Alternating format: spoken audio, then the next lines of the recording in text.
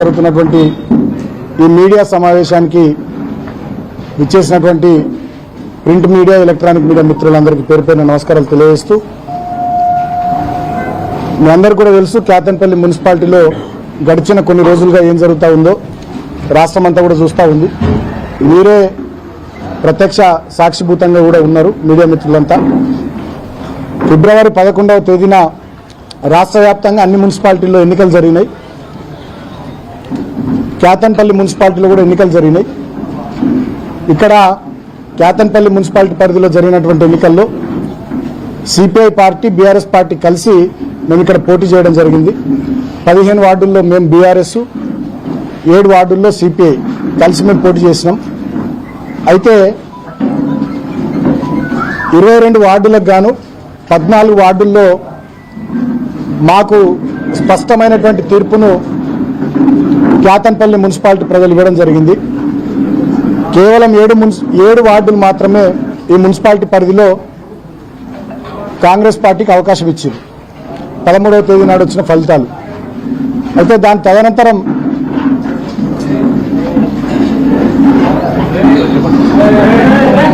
14వ తేదీన మా కౌన్సిలర్లందరూ కూడా భద్రాచలం సీతారాముల వారిని దర్శనం చేసుకుందామని వెళ్తే అక్కడికి కాంగ్రెస్ పార్టీకి చెందినటువంటి వాళ్ళు 8 కార్లలో, పోలీసులు 2 కార్లలో పోయి అక్కడ మా వాళ్ళని కిడ్నాప్ చేసే ప్రయత్నం చేస్తే ఆ విషయం తెలిసి హైదరాబాద్ నుంచి హుటాహుటిన మేము కొంతమందిని బయలుదేరి వెళ్ళి ఇమీడియట్గా మా వాళ్ళని అందరినీ కూడా తీసుకొని ఇక్కడికే కేతన్పల్లి నివాసానికి తీసుకొని వచ్చి ఇక్కడనే వాళ్ళని ఉంచడం జరిగింది.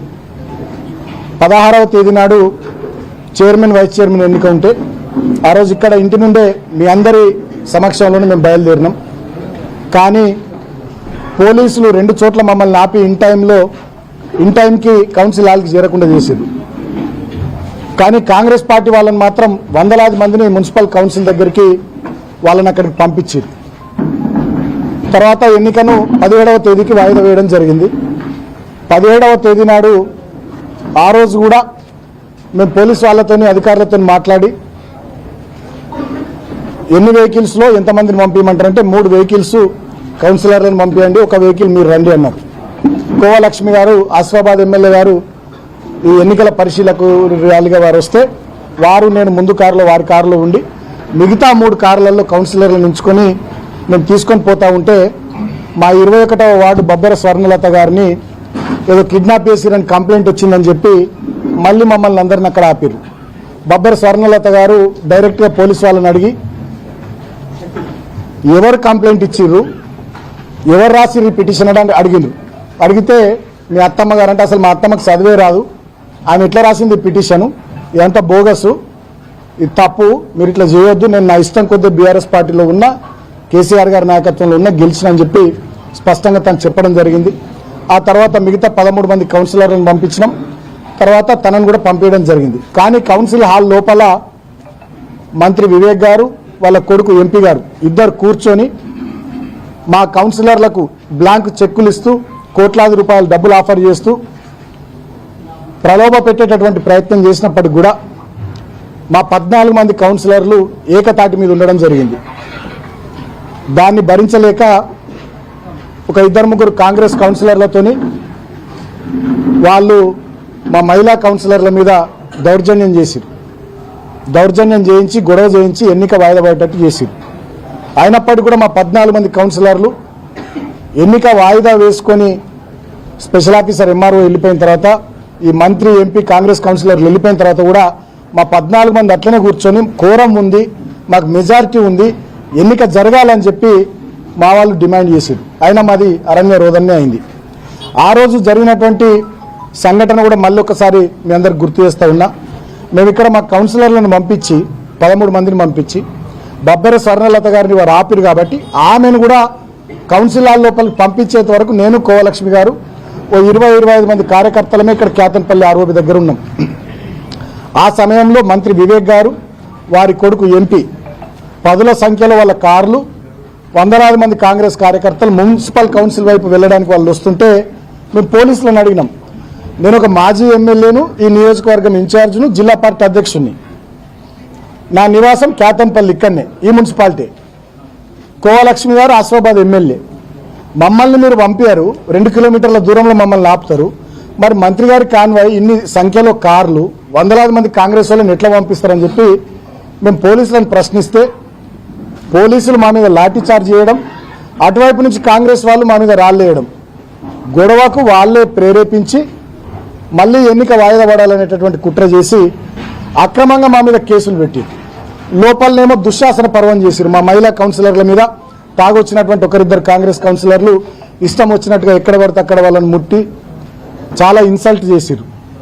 సో లోపల అట్లా చేసిరు, బయటనేమో మా మీద పోలీసులు లాఠీ చార్జ్ చేసి అదేవిధంగా కాంగ్రెస్ వాళ్ళే మా మీద రాళ్ళేసి నానా రభస సృష్టించి వాళ్ళు మా మీద దాడి చేస్తున్న క్రమంలో ఆత్మరక్షణ కోసం మేము ప్రతిఘటిస్తే మా మీద అక్రమంగా 25 మంది మీద దుర్మార్గంగా కేసులు పెట్టి 18వ తేదీ నాడు ఇదే ఇంటికి వచ్చి నన్ను అరెస్ట్ చేసి ఆదిలాబాద్ జైలుకు తీసుకొని పోయి అక్కడ ఆదిలాబాద్ జైల్లో 16 రోజుల పాటు ఉంచడం జరిగింది.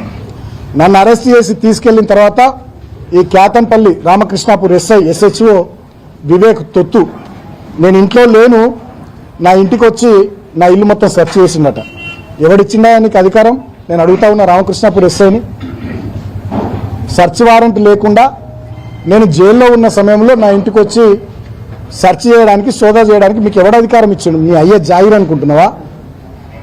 అంటే ఎంత దుర్మార్గము! మమ్మల్నే కొడతారు, మా మీదనే కేసులు పెట్టి మమ్మల్ని జైల్లో పెడతారు, మళ్ళీ మమ్మల్ని జైల్లో పెట్టి మళ్ళీ మా ఇంట్లోకి వచ్చి మా ఇండ్లు సెర్చ్ చేస్తారు.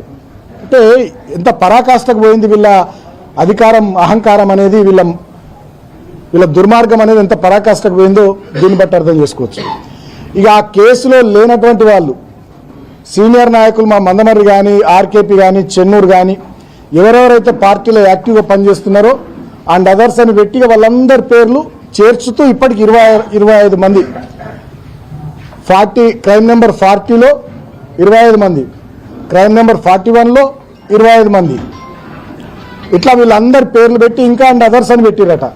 ఇంకెవరెవరి మీద పెట్టాలో వాళ్ళందరి మీద పెట్టుకుంటూ ఇది ఒక ప్రహసనం లాగా, తెలుగు సీరియల్ లాగా దీన్ని నడిపించుకుంటూ BRS పార్టీ యాక్టివ్గా ఉండేటటువంటి లీడర్లందరి మీద కేసులు పెట్టి అందరినీ జైళ్లకు పంపించాలనేటటువంటి దురుద్దేశము, దుర్మార్గం ఈ ముఖ్యమంత్రి రేవంత్ రెడ్డి, ఈ మంత్రి వివేక్ గారు చేస్తూ ఉన్నారు. చివరికి ఏమాత్రం సంబంధం లేని పాపం మా కోలక్ష్మి అక్క మీద కూడా కేసు పెట్టింది. ఇంతకంటే అన్యాయం ఇంకోటి ఉంటుందా? ఇంత జరిగింది. చివరికి నన్ను జైల్లో పెట్టిరు. జైల్లో పెట్టినా కూడా నన్ను వదలలే. నన్ను బాగా దోమలున్న రూమ్లో పెట్టిరు. నాకు మంచినీళ్ళు చక్కగా ఇయ్యలే, భోజనం చక్కగా ఇయ్యలే. నాకు 2 రోజుల పాటు గొంతు నొప్పి వస్తే ఇప్పటికి కూడా నా త్రోట్ ఇంకా సెట్ కాలే, నాకు చక్కగా ట్యాబ్లెట్లు ఇయ్యలే. కొంచెం ఫీవరిష్గా ఉంది అంటే వచ్చి చూసే పరిస్థితి లేదు, ట్యాబ్లెట్లు ఇవ్వరు, డాక్టర్లు వచ్చి చూడరు. మొత్తం దోమలు. మేము 7-8 మంది ఆ రూమ్లు ఉంటే 100-150 దోమలు. అంటే కావాలని చెప్పి మాకు రిస్ట్రిక్షన్స్, నువ్వు గిన్నెనే తిరగాలి, ఇగో గిదే బ్యారకు, బయటకు పోవద్దు, న్యూస్ పేపర్లు ఇయ్యరు, పుస్తకాలు తెప్పించుకుంటామంటే దానికి కోర్టు నుంచి పర్మిషన్ కావాలంటారు, చలి బాగా పెడుతుంది, ఇబ్బంది అవుతుంది అంటే దుప్పట్లు ఇయ్యరు. మా శ్రీకాంత్ అని మా అడ్వకేట్ ఒక 3 రోజుల తర్వాత పాపం ఆయన పోరాటం చేసి నేను కప్పుకోవడానికి కూడా దుప్పటి, దానికోసం మా ఆదిలాబాద్ చెందినటువంటి శ్రీకాంత్ అనే అడ్వకేటు 3 రోజులు ఫైట్ చేయాల్సి వచ్చింది. 3 రోజుల ఫైట్ తర్వాత నాకు దుప్పటి వచ్చింది లోపలికి. అంటే ఇంత దుర్మార్గంగా, ఇంత పైశాచికంగా వీళ్ళు వ్యవహరించారు ప్రభుత్వ పెద్దలు. అంతేకాకుండా నాకు మొన్ననే మంచిర్యాల కోర్టులో బెయిల్ వచ్చింది, హైదరాబాద్ కోర్టులో బెయిల్ వచ్చింది, ఎన్నో అక్రమ కేసులలో. చెన్నూరు కేసులో కూడా నాకు బెయిల్ రాలేదు, చిన్న కేసు. కావాలని చెప్పి ప్రభుత్వ పెద్దలు దాంట్లో నాకు బెయిల్ రాకుండా చేశారు. కారణం ఏంది? నిన్న హోలీ పండగ, ఇవాళ నా చిన్న కొడుకు పుట్టినరోజు. సో ఈ 2 రోజులు కూడా నేను జైల్లో ఉండాలని, అంటే పండగ పూట నా చిన్న కొడుకు పుట్టినరోజు సందర్భంగా కూడా నేను నా కుటుంబ సభ్యులతో ఉండొద్దు, జైల్లో బాధపడాలనేటటువంటి ఒక పైశాచిక ఆనందంతో ఈ ముఖ్యమంత్రి రేవంత్ రెడ్డి గారు, ఈ మంత్రి వివేక్ గారు వ్యవహారం చేస్తూ ఉన్నారు. సరే, నేను ఇప్పటికైనా మంత్రి గారిని కోరుతా ఉన్నా, ముఖ్యమంత్రి గారిని కోరుతా ఉన్నా, మీరు నన్ను 16 రోజులు జైల్లో పెట్టిర్రు, అనేక రకాల ఇబ్బందులు పెట్టిర్రు, మమ్మల్ని లాఠీ చార్జ్ చేసి కొట్టిర్రు, మా మీదనే కేసులు పెట్టి అక్రమంగా జైళ్లలో పెట్టిర్రు. ఇప్పటికైనా మీ కక్ష తీరింది, ఇప్పటికైనా మీ కడుపు మంట, మీ కళ్ళ మంట చల్లారింది అని చెప్పి నేను అనుకుంటా ఉన్నా. ఇప్పటికైనా కేతన్పల్లి మున్సిపాలిటీ ప్రజానీకం ఇచ్చినటువంటి ప్రజా తీర్పును గౌరవించమని నేను కోరుతున్నా ప్రభుత్వాన్ని. నేను వేరే గొంతెమ్మ కోరికలు ఏం కోరతలే. ఇప్పటికైనా వివేక్ గారు, రేవంత్ రెడ్డి గారు కేతన్పల్లి మున్సిపాలిటీ ప్రజలు ఇచ్చినటువంటి ప్రజా తీర్పును దయచేసి గౌరవించండి అని కోరుతున్నా. చెన్నూరులో 18 వార్డులలో 11 వార్డులు కాంగ్రెస్ గెలిచింది, మేము 4 గెలిచినాం. అక్కడి ప్రజా తీర్పును మేము హుందాగా గౌరవించినాం. నేనే స్టేట్మెంట్ ఇచ్చిన ప్రజా తీర్పును గౌరవిస్తున్నామని. మరి ఇక్కడ కేతన్పల్లి మున్సిపాలిటీలో 22 వార్డులకు గాను 14 వార్డులు మేము గెలిచినాం, 7 వార్డులు మీరు గెలిచిర్రు.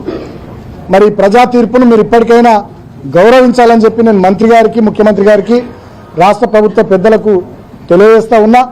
నేను ఇంకొక విషయం కూడా, గతంలో నేను పోలీస్ స్టేషన్లలో మా మీద కేసులైనాయి, మమ్మల్ని అరెస్ట్ చేయబోయే సందర్భంలో మమ్మల్ని జైలుకు పంపిస్తారు అని తెలిసినటువంటి సందర్భంలో నేను ముందే ప్రెస్ మీట్ పెట్టి కూడా చెప్పినాను. 18వ తారీఖు నాడు మమ్మల్ని జైలుకు పంపించేది.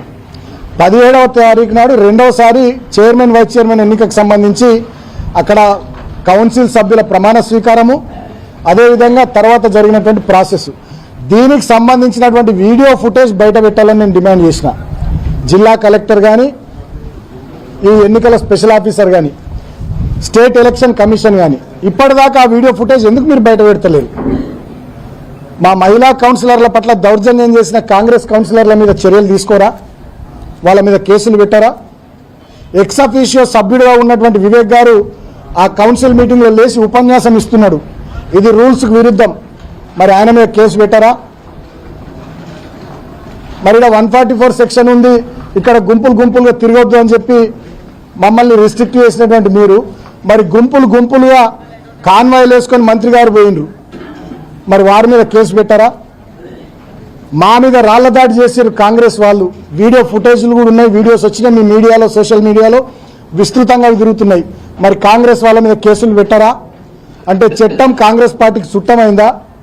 చట్టం విశాఖ ఇండస్ట్రీస్కు, V6కు, వెలుగుకు, వివేక్కు చుట్టమైందా? ఈ ప్రాంతంలో అసలు పోలీసులు మీరు కాకి బట్టలు వేసుకున్నారా, కాంగ్రెస్ బట్టలు వేసుకున్నారా? మంచిర్యాల డీసీపీ భాస్కర్ నుంచి మొదలుకొని రామకృష్ణాపూర్ SHO శ్రీధరన్టన్ దాకా ఏసీపీలు కానీ, సిఐలు కానీ మొత్తం విశాఖ ఇండస్ట్రీస్ ఎంప్లాయీస్ లెక్కనే పనిచేస్తున్నారు.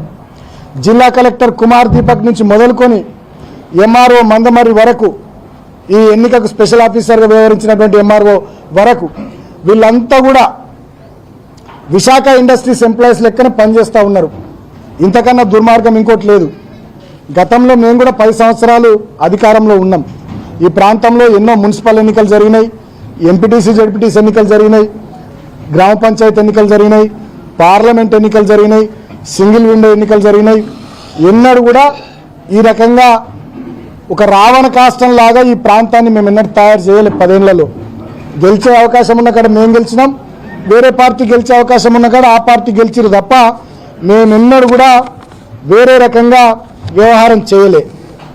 ఇంకా దారుణం ఏంది, ఇంకా దుర్మార్గం ఏంటంటే ఇప్పటికి కూడా వీళ్ళ కళ్ళమంట సల్లార్తలే. మా భూమయ్య గౌడ్ గారు 11th వార్డు కౌన్సిలర్, ఆయన ఇంటి మీద సింగరేణి అధికారులు 30 సంవత్సరాలు, వాళ్ళ నాన్నగారు అప్పటి నుంచి ఉంటున్న ఇల్లు 30 సంవత్సరాలు అయింది వాళ్ళు ఉండబట్టి, ఆయన భూమగౌడ్ గారి ఇంటి మీద పోయి దాడి చేస్తారు సింగరేణి వాళ్ళు.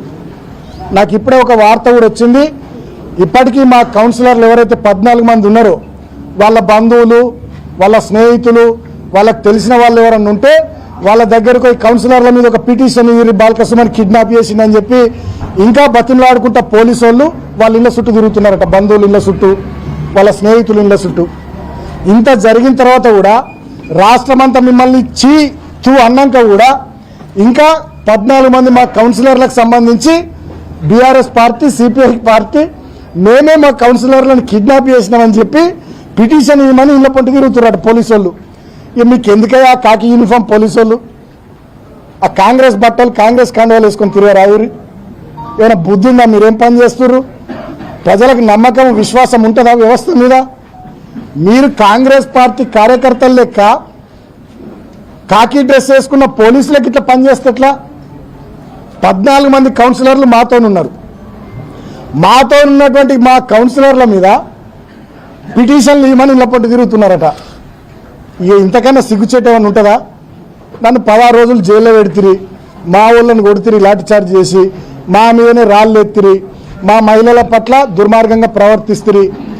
ఇన్ని జరిగిన తర్వాత మా మూలరాజిరెడ్డి గారి కారు ధ్వంసం చేస్తురి, మా భూమాగౌడ్ గారి ఇల్లు అది కూలగొట్టే ప్రయత్నం చేస్తురి. గిన్ని చేసిన తర్వాత ఇప్పటికి కూడా మా 14 మంది కౌన్సిలర్లు ఏకతాటి మీద ఉన్నారు. మీరిచ్చే బ్లాంక్ చెక్కులు, మీరిచ్చే కోట్లాది రూపాయల ఆఫర్లు తిరస్కరించి ఒక్కతాటి మీద ఉంటే ఇప్పటికి కూడా వాళ్ళని కిడ్నాప్ మేము చేసినట్టు ఏమైనా పిటిషన్లు ఇవ్వరని తిరుక్కుంటూ మళ్ళీ దాంట్లో కూడా ఎఫ్ఐఆర్లు వేస్తారట. వాళ్ళని మేము ఏదో కిడ్నాప్ చేసినామని మళ్ళీ ఎఫ్ఐఆర్లు వేసి మళ్ళీ మా మీద కేసులు పెట్టి మళ్ళీ కౌన్సిలర్లను ఎత్తుకొచ్చుడు, కౌన్సిలర్లు ఎక్కడున్నారో పోయి వాళ్ళ మీద దాడి చేసుడు, ఈ రకమైనటువంటి చిల్లర వ్యవహారానికి దిగుతున్నారు. నేను మీడియాను కోరుతా ఉన్నా, మీడియా ద్వారా ఈ ప్రాంత ప్రజల్ని, రాష్ట్ర ప్రజల్ని కూడా కోరుతా ఉన్నా, గింత దుర్మార్గంగా, గింత దారుణంగా, ఇంత నిర్లజ్జగా, ఇక సిగ్గు శరము మానం మర్యాద అనేటువంటిది వదిలేసి ఇంత బ్లేటెంట్గా పట్టపగలు ప్రజాస్వామ్యాన్ని హత్య చేస్తూ, కూని చేస్తూ ఈ రకమైనటువంటి రాజకీయాలు మంత్రి వివేక్ గారు, ముఖ్యమంత్రి రేవంత్ గారు చేస్తున్నటువంటి తీరును గమనించమని నేను కోరుతున్నా. 22లో 14 మందిని గెలిచిన తర్వాత కూడా 13వ తారీఖు నుంచి, ఫిబ్రవరి 13వ తారీఖు నుంచి ఇవాళ మార్చి 4వ తారీఖు దాకా ఇన్ని సంఘటనలు జరిగిన తర్వాత కూడా ఇంకా మా కౌన్సిలర్ల మీద కిడ్నాప్ చేసినామని పిటిషన్లు ఇవ్వమని ఇళ్ల పొంటి తిరుగుతున్నారంటే ఇక వీళ్ళని ఏమనాలి? వీళ్ళకి ఇక నాకు మాటలు వస్తలే, ఏం మాట్లాడాలో మాటలు వస్తలే. ఇంకేమనాలి వీళ్ళను? గింత జరిగిన తర్వాత రాష్ట్రం మొత్తం చీ తూ అని వీళ్ళను ఉమ్మేసిన తర్వాత కూడా ఇంకా మా కౌన్సిలర్లను 14 మందిని మేమే కిడ్నాప్ చేసినామని చెప్పి పిటిషన్లు తీసుకొని మా మీద కేసులు పెట్టాలని, ఆ కౌన్సిలర్లను ఎత్తుకురావాలనే కుట్ర పోలీసు వాళ్ళు చేస్తుంటే మీరు పోలీసు వాళ్ళ మిమ్మల్ని ఏమనాలా? మీకేమైనా ఉందా నయ? అసలు డిపార్ట్మెంట్ ఇజ్జత్ తీస్తురా మీరు కొంతమంది పోలీసు వాళ్ళు. వచ్చి ఒక్క మున్సిపాలిటీ కోసం డీజీపీ శ్రీధర్ రెడ్డి గారిని నేను రిక్వెస్ట్ చేస్తా ఉన్నా, మీ పోలీసు వాళ్ళు ఇక్కడ చేస్తున్నటువంటి వ్యవహారాన్ని గమనించండి. మరి ఇది మీకు తెలిసి జరుగుతుందా, మీకు తెలియక జరుగుతుందా? డిపార్ట్మెంట్ పరువు పోతుంది, పోలీసుల పరువు పోతుంది. పోలీసులు కాంగ్రెస్ పార్టీ ఏజెంట్లు అయిపోయారు. కేతన్పల్లి మున్సిపాలిటీ ఎన్నికకు సంబంధించి మంచిర్యాల జిల్లాలో సిగ్గుమానం పోతుంది పోలీసు వాళ్ళది. జనాలు తిట్టుకుంటున్నారు, అసహించుకుంటున్నారు జనాలు మీ వైఖరి చూసి. గింత జరిగిన తర్వాత ఇలా నేను జైలుకి వెళ్ళి బయటకు వచ్చిన తర్వాత కూడా ఇప్పుడు నాకు లేటెస్ట్గా అందిన వార్త ఇది. ఇంకా కౌన్సిలర్ల మీద పిటిషన్లు వాళ్ళ చుట్టాలయో వాళ్ళకి తెలిసిన వాళ్ళో తీసుకొని మేమే మా కౌన్సిలర్లను కిడ్నాప్ చేసినట్టు మా మీద మళ్ళీ కేసులు, ఎఫ్ఐఆర్లట. ఇక అన్యాయం పాడగల. ఇక గింత జరిగిన తర్వాత ఇంకేముంటుంది? ఇక ఎటు పోతుంది ఈ ప్రాంతము, ఎటు పోతుంది ఈ రాష్ట్రము? ఏమనుకోవాలి? ఇక నేను కేతంపల్లి ప్రజలకు విజ్ఞప్తి చేస్తున్నా, ఇక ఈ మున్సిపాలిటీ ఎన్నికని మీరే తేల్చాలి. ఇక మరి నేనేం చేయాలి? 13వ తారీఖు నుంచి, ఫిబ్రవరి 13వ తారీఖు నుంచి ఇవాళ మార్చి 4వ తారీఖు దాకా గిన్ని సంఘటనలు జరిగినాక కూడా ఇంకా సిగ్గు లేకుండా పోలీసు వాళ్ళు మా 14 మంది కౌన్సిలర్లకు సంబంధించి పిటిషన్లు తీసుకొని మళ్ళా మా మీద కేసులు పెట్టాలనే కుట్ర చేసి మా కౌన్సిలర్లను ఎత్తుకరావాలనే ప్రయత్నాలు చేయబోతున్నారంటే ఇక ఈ కేతన్పల్లి మున్సిపాలిటీలో మీరు ప్రజలుగా ఇక్కడ ఇచ్చినటువంటి తీర్పును పోలీసులు, కాంగ్రెస్ వాళ్ళు కాళ్ళ రాస్తుంటే మరి ఇంకో ప్రజా ఉద్యమానికి మనం సిద్ధం కావాల్సిందే. మరి ఏం చేస్తాం? ఇక ప్రజాస్వామ్యంలో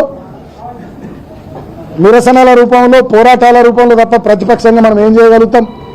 వాళ్ళ చేతిలో రాజ్యం ఉంది, వాళ్ళ చేతిలో పోలీసులు ఉన్నారు, తుపాకులు ఉన్నాయి, లాఠీలు ఉన్నాయి, అధికారం ఉంది. అక్కడ రేవంత్ రెడ్డి ఉన్నాడు నియంత, ఇక్కడ ఇంకా చోటా నియంత వివేక్ ఉన్నాడని చెప్పి పోలీసులు ఈ స్థాయిలో పెట్టలేకపోతే ఏం చేయాలి? ఇక అర్థం ఉందా? ఇక ఎన్నికలకేమన్నా అర్థం ఉందా? నాకు అర్థం కాదు. ఇక ఎన్నికలు ఎందుకు మరి? ఇక మీరే డైరెక్ట్ నామినేట్ చేసుకుంటే కదా వివేక్ గారు, నువ్వే డైరెక్ట్ నామినేట్ చేసుకుంటే కాదు ఇక కౌన్సిలర్లను, సర్పంచ్లను, ఎంపీటీసీలను, జెడ్పీటీసీలను, అంతే కదా. ఇక చెన్నూరు నియోజకవర్గంలో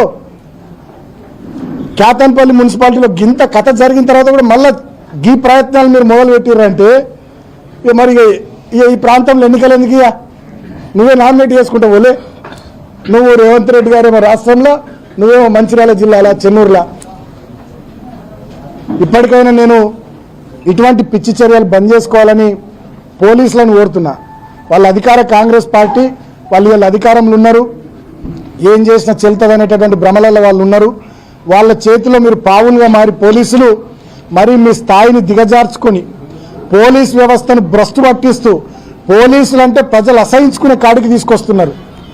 మొన్న మా ఇంటి దగ్గర కూడా పెద్ద ఎత్తున నన్ను అరెస్ట్ చేసే సందర్భంలో మా కార్యకర్తలు నిరసన తెలిపితే శాంతియుతంగా వాళ్ళ మీద లాఠీచార్జ్ చేశారు. డీసీపీ అంటాడట, ఏసీపీ అంటాడట, కొట్టుర్రా కొడుకుల్ని అని. సరే కొట్టిర్రు, ఓకే, మంచి, ఓకే, మీ టైం కొట్టిరు కదా, సరే మంచి సంతోషం. అదే రోజు 17వ రోజు కూడా మా కార్యకర్తలను కొట్టిర్రు, 18వ రోజు ఇక్కడ కొట్టిర్రు. తర్వాత నన్ను హాస్పిటల్ నుండి టెస్టులు చేయించి కోర్టుకు తీసుకుపోయే క్రమంలో మా కార్యకర్తలు అక్కడ నన్ను చూస్తానికి వస్తే అక్కడ లాఠీచార్జ్ చేసి రైబీ చౌరస్తాలో, కోర్టు దగ్గర కూడా అత్యుత్సాహంతో నన్ను జైలుకు తీసుకొని పోయేటప్పుడు అప్పుడు కూడా మా కార్యకర్తల మీద లాఠీచార్జ్ చేసిర్రు. సరే ఓకే సంతోషం, బాగా కొట్టిర్రు, బాగా కొడుతుర్రు, బాగా ఇబ్బందులు పెడుతుర్రు మమ్మల్ని. సరే I love you Vivek, I love you,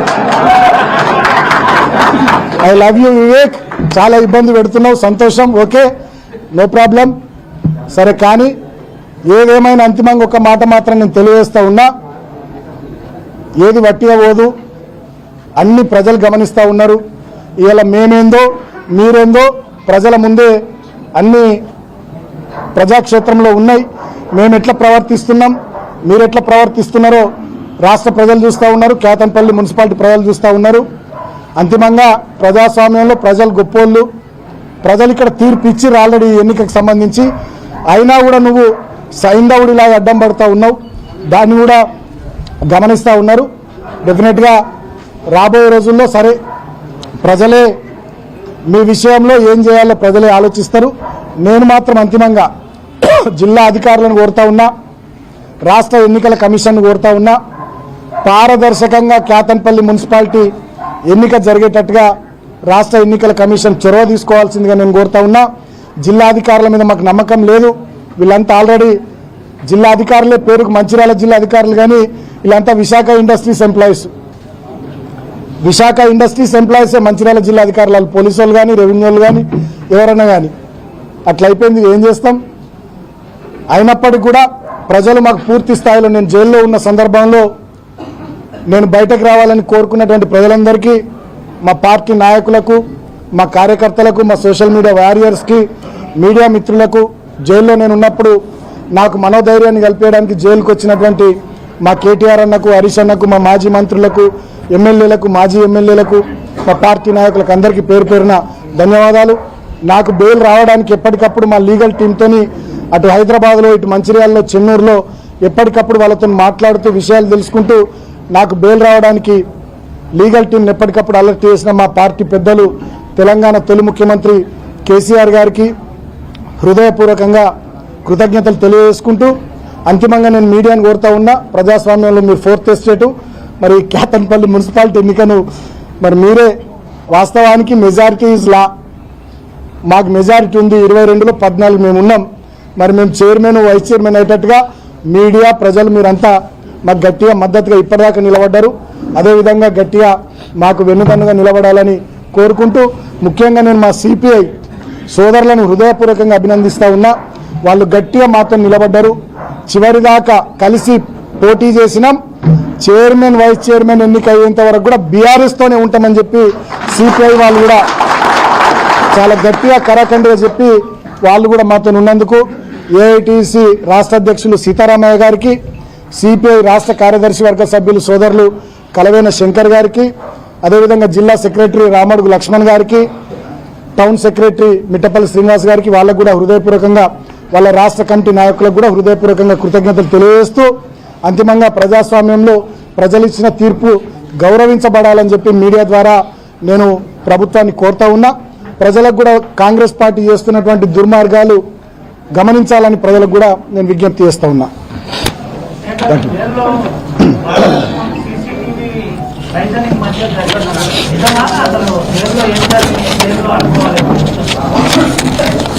అంటే నేను ఉండేటటువంటి ఆ బ్యారెక్లో సీసీటీవీ ఫుటేజ్ పెట్టి నాదంతా రెగ్యులర్గా మానిటర్ చేసిండ్రు.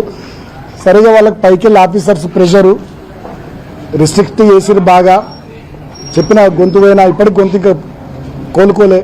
గొంతు పోయినా 1-2 days కొంచెం లైట్గా ఫీవర్ వచ్చినా రకరకాలుగా ఏమున్నా దోమలు బాగున్నా పెద్దగా ఏం సహకరించాలి, ఇబ్బందులు పెట్టిరు. ఇక అందుకనే కదా వివేక్ ఐ లవ్ యూ చెప్పిన, చాలా ఇబ్బందులు పెట్టినామని. కేసులు లేకపోతే ఇక్కడికే మీరు అన్నారు కోట నియంత్రణలో నియోజకవర్గం కొనసాగుతున్నారు, పోలీసుల మీద తీవ్రమైన ఆరోపణ చేశారు. డీసీపీ స్థాయి నుండి ఎస్ఐ వరకు కేసులు ఇక్కడ వరకు అవుతాయా? మీరు ఇప్పుడు ఆరోపణ చేసిన దాంట్లో కేసులు అయ్యే అవకాశం ఉంది? వాళ్ళ చేతిలో లాఠీ ఉంది, నెత్తి మీద టోపీ ఉంది, వాళ్ళ చేతిలో రాజ్యం ఉంది. ఇంకా ఎన్ని కేసులు పెడతారో, ఇంకెన్నిసార్లు మమ్మల్ని అరెస్ట్ చేసి జైళ్ళకి పంపిస్తారో, లాస్ట్కు వివేక్ ఏదో రోజు కోపం సాయంత్రం చంపేపిస్తాడో కూడా తెలియదు, ఏం చేస్తారో తెలియదు. వాళ్ళు అంత జిద్దు ఉన్నారు, దీన్ని ఎంత దూరం తీసుకుపోతారో తెలియదు. ఇప్పుడు గింత జరిగిన తర్వాత కూడా మా కౌన్సిలర్లకు సంబంధించిన బంధువుల దగ్గరికి, మిత్రుల దగ్గరికి పోయి వాళ్ళని బాల్కసుమాన్ కిడ్నాప్ చేసిండు, సిపిఐ వాళ్ళు కిడ్నాప్ చేసిరని చెప్పి పిటిషన్లు ఇయ్యరని పోలీసు వాళ్ళు పోతుర్రంటే ఇంతకన్నా దుర్మార్గం ఇంకేముంటుంది? ఇంతకన్నా అన్యాయం ఇంకేమైనా ఉంటుందా? కాబట్టి వాళ్ళ పంచాయతీ చేరలేదు, అందుకనే గొడవ పెట్టుకుంటున్నారు. సిపిఐ బీఆర్ఎస్ గొడవ పెట్టుకున్నారు, అది కూడా పంచాయతీ చేరలేదు.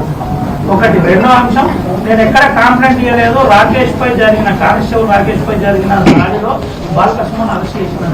మీరు అడిగిన ప్రశ్నకు 2 విషయాలు. ఒకటి, బీఆర్ఎస్ పార్టీ సిపిఐ పార్టీ అసలు మాకు లొల్లి లేదు. లొల్లి పెట్టుకునే కాంగ్రెస్ సిపిఐ, కాబట్టే సిపిఐ మాత్రం వచ్చింది. రైట్. మేము చైర్మన్, వాళ్ళు వైస్ చైర్మన్, పదవుల పంపకం కూడా క్లియర్. 4 కోఆప్షన్స్ లో మాకు 3, వాళ్ళకు 1, అది కూడా క్లియర్. సో మీ ఫస్ట్ క్వశ్చన్కి ఆన్సర్ అయిపోయింది. ఇక రెండో క్వశ్చన్, ఆయన ఏమన్నాడు, నేనేం కంప్లైంట్ ఇవ్వలే అన్నాడు. 17వ తేదీ నాడు సాయంత్రం చెన్నూరు ఎమ్మెల్యే క్యాంప్ ఆఫీస్లో మంత్రి వివేక్ గారు పెట్టిన ప్రెస్ మీట్ బయటకు తీయండి మీరు. బాల్క సుమన్ మీద ఇమీడియట్ గా హత్యాయత్నం కేసు పెట్టాలని చెప్పి ఆర్డర్స్ పాస్ చేసిండు మంత్రి గారు. అది నోరా మరి ఏంది మీరే చెప్పాలి. ఆయననే 17వ తేదీ సాయంత్రం ఎమ్మెల్యే క్యాంప్ ఆఫీస్లో బాల్క సుమన్ మీద హత్యాయత్నం కేసు పెట్టాలని చెప్పిండు. మళ్ళా ఇప్పుడు రాష్ట్రమంతా ఆయన చీతు అని తిట్టేసరికి నేను అనలే అంటున్నాడు. అదే సినిమాలో జోక్ ఉంటుంది కదా, వీడు దొంగతనం చేస్తాడు కానీ దొరికిపోవడం వీడికి అలవాటు అన్నట్టు వివేక్ గారు అంటాడు, మళ్ళీ నేను అనలేదని తప్పించుకుంటాడు. ఆయననే కదా 17వ తారీఖు నాడు అన్నది, మళ్ళీ ఇప్పుడు ఆయననే నేను అనలేదంటే ఎట్లా?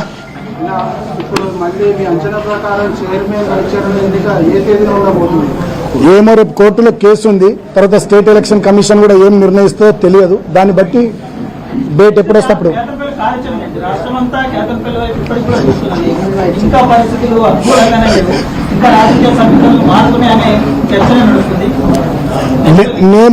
నేను ఒక్కటి మాత్రం బలంగా చెప్తా, ఏ రోజు ఎన్నిక జరిగినా చైర్మన్ గా బీఆర్ఎస్ పార్టీ, వైస్ చైర్మన్ గా సిపిఐ పార్టీ గెలుస్తుంది. మా 14 మంది కౌన్సిలర్లు, 10 మంది బీఆర్ఎస్, 4 సిపిఐ ఇంటాక్ట్ ఉన్నారు, ఫుల్ క్లారిటీతో ఉన్నారు, చాలా క్లియర్గా ఉన్నారు. ఏ రోజు ఎన్నిక పెట్టినా 14 చేతులు మాకు అనుకూలంగా లేస్తాయి.